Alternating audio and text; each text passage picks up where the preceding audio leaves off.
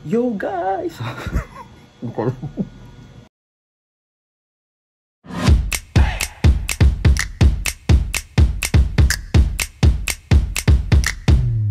What's up? Yo guys, welcome back to my channel. For today's vlog, meron ako sa inyong ipapakita. Finally, ipapagawa na ang bahay namin. Actually, ang bahay talaga namin guys, nasa Antipolo. So may bahay kami doon na maayos na gawa na. Kaya lang, ang mga hitad ay nandito lang kami lahat sa Morong kasi nandito yung restaurant namin. Kasi dito, mas maganda kasi nga, mas maluwag, mas may parking kami ng sasakyan, plus meron kaming tinataniman dun sa baba. So marami kaming pinagkakabisihan, may grocery sila mama, may gulayan. Ako naman busy sa restaurant, kami ng tatay ko. So kaya nandito kami lahat hanggang sa eventually lahat sila nag-decide na nandito na rin sila. Okay, except syempre dun sa mga kuya ko, pero yung mama ko at papa ko nandito na din. So yung kapatid ko na nasa abroad ngayon, pag umuwi yun ng Pilipinas, dito na yun sa Morong pumupunta, dumidiretso kasi nga nandito kami. So hindi na siya masyadong umuwi din ng Antipolo. So yung bahay namin doon, pabulok na rin. Diba? So pero anyway, kasi nandito ang negosyo, kaya nandito rin ang potential na income. Kaya nandito rin kami lahat. Nag-decide din siya na dito na lang siya magpagawa din ng house. Since pag-uuwi siya, nandito siya at gusto niya may maayos siyang natitirhan. So ang nangyari ay atong kapatid ko, pinondohan niya ang pagpapagawa ng bahay na to. So, hindi naman mabilisan. So, ang makikita niyong progress dito sa YouTube ko ay hindi biglaan na next week gawa na to. So, medyo tahimik lang ako mag-vlog ngayon kasi nga, baka mamaya biglang bumaba yung mga tao, marinig ako nagbo-vlog, diba, para akong, kaya tahimik lang muna ako kasi ako si Tony Fowler.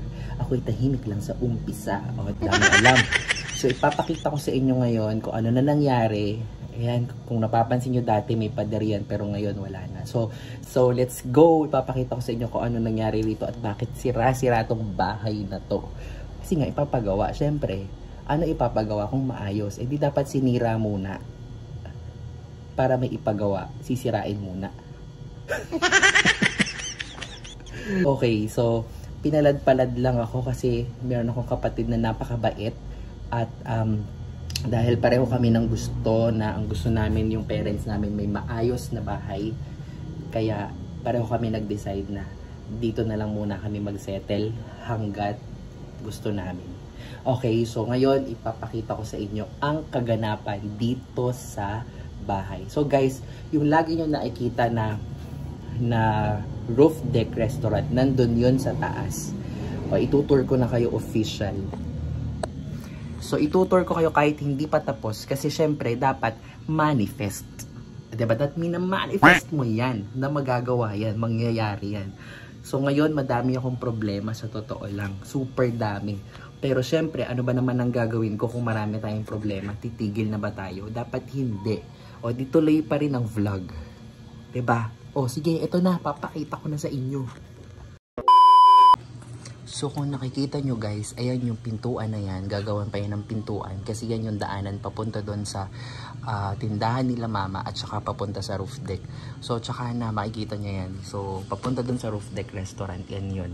So ngayon ang gagawin dito, medyo marami, i-finish na yan. Syempre aayusin to, tapos dito maglalagay ng mga additional na higaan para sa mga pamangkin ko. Pero ito na yung magiging kitchen ko. Kasi nga, umusog dito lahat. Paano umusog? Papakita ko sa inyo. Hi, Ice. O, ayan. So, guys, ito yung pagpasok mo na. Diba, nakikita nyo dati, long time ago. So, ganito pa rin. Ang nangyari lang dito, tinanggal na yung lababo. Tinanggal na yan. Oh, diba tinanggal na.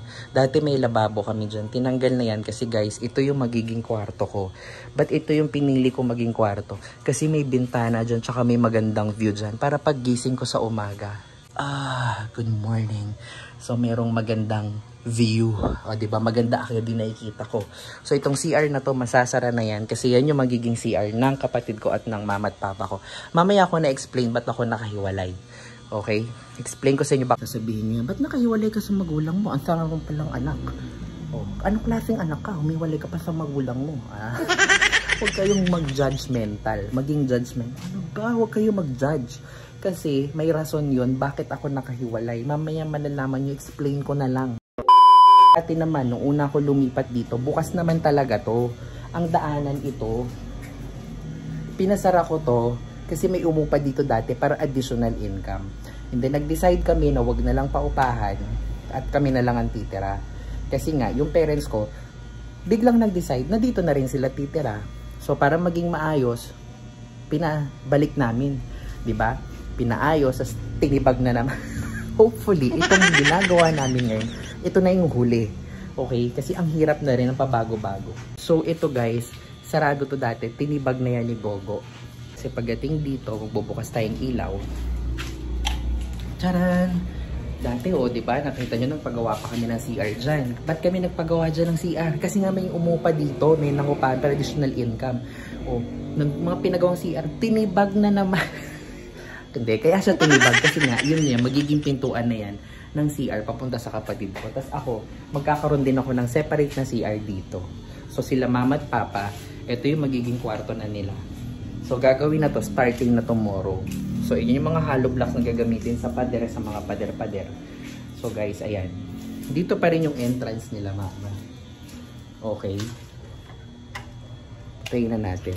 Itong part na to, hanggang dyan na lang ang pader ko. Ito na lang yung pader ko. Hanggang dyan na lang ang house ko. Ito na lang. Okay, wala na. Hanggang yan na. Yan na lang.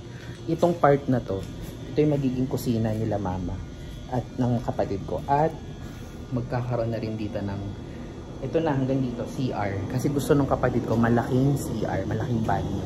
So, saktong-sakto. May bisita na lang yun. Pero sila, pwede na sila doon magpaano. Maglalagay kami dito ng slide. Para kapag bababa na sila mama, magpapahinga na, mag-slide na lang sa ni papa. Pagdating na, dito na sila sa bahay. So ito, mangyayari dito, hindi itong kwarto ko ngayon, natibag na. Hindi na ako dito natutulog ngayon kasi nga ay naayos. So si Ice lang nandito, tsaka yung mga pamangkin ko. So ito tatanggalin na, ililipat na to doon. Kasi doon na nga ang magiging kwarto ko. Tapos ito magiging CR. At ito ay magiging sala ko na. Kasi marami yung mga ine-entertain na mga bisita. Kasi very accommodating ako. So guys, ayan na ang kaganapan dito, kaya ganyan, kaya magulo. Nagkaroon lang kami ng konting problema kasi nagkaroon ako ng problema sa bangko doon sa sasakyan namin. Dahil itong mga bangko na itong mga walang iya talaga itong mga to. Lahat na lang ng pera na gusto nilang kunin sa'yo, kakatasan ka nila. Kaya guys, ganito yan. Alam nyo ba, additional story, ang mga bangko ngayon, bakit ganun sila? Kasi wala na silang masyadong kinikita. Dahil yung mga tao, imbis na naglalagay ng pera sa bangko, anong ginagawa? Ginagawang negosyo, ini-invest sa mga trading, ini-invest sa trading, tapos stock market, marunong na yung mga tao. Kaya yung mga bangko, kung pansinin nyo, ang bilis maglabas ng credit card, ang bilis magpa-loan, and kapag nagmamonthly amortization ka, hindi na sila pumapayag ng nalilate. Kung hindi ka i-interesan, nako, makakaproblema ka. Kaproblema ako sa car amortization, pero praise God, kasi si Lord ay laging nagpo-provide, kaya naayos naman yung problema namin. At thank you rin sa kapatid ko na tumulong talagang big time para maayos yung problem namin. Pero, yun nga, dahil kaya lang magkakaroon ng konting delay, pero praise God din kasi may bago akong work, may bago akong online job. Kaya naman kahit papaano, medyo makaka-catch up naman tayo sa mga gastusin. Ito. But anyway, ang dami ko nang sinabi. Para sagutin ang tanong nyo, bakit lalagyan ng pader at bakit magkahiwalay kami ng parents ko? Ito ang sagot. Kasi ayaw ng parents ko na may mga aso na pumapasok sa bahay nila. Ang problema ako naman, ang gusto ko yung mga aso ko katabi kong matulog, kasabay kong maligo, kasabay kong kumain. So dahil ganun ako, hindi kami sa part na yon nagiging fit ng swak ng parents ko. At dahil doon, dati nung nasa Antipolo pa kami, tas madami akong aso, yun yung pinagtatalunan namin. And syempre, hindi ko kaya pag may dog ako, normally ang mga aso ko, kasama ko talaga sa loob ng bahay. So that's the only reason bakit maglalagay kami ng pader, ng pintuan sa gitna. Tsaka ayaw nila ng amoy ng aso. So, pero may sariling aso yung parents ko. May mga Shih Tzu sila.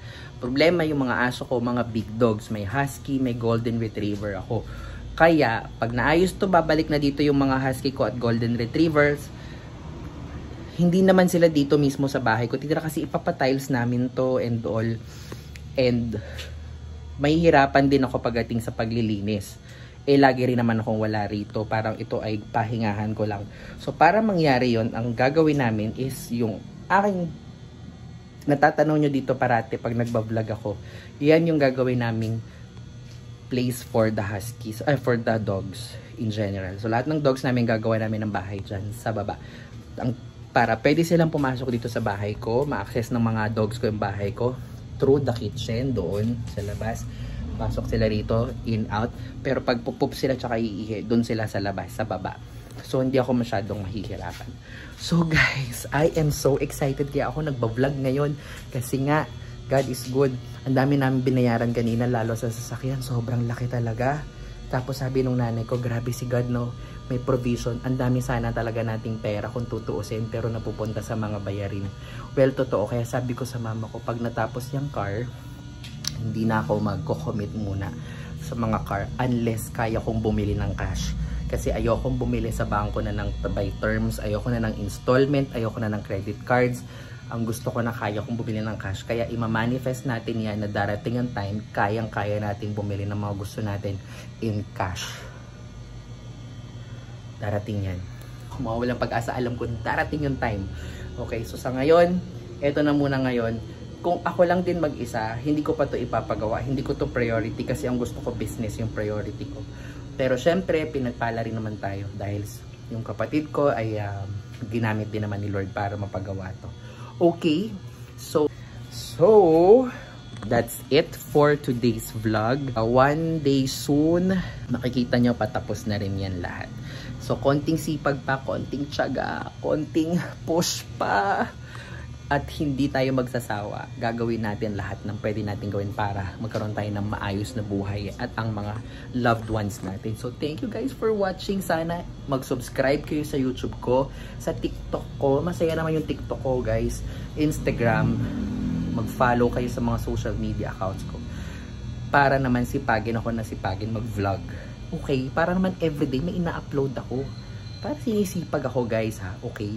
So, thank you guys for watching. I hope you enjoyed my vlog. Bye!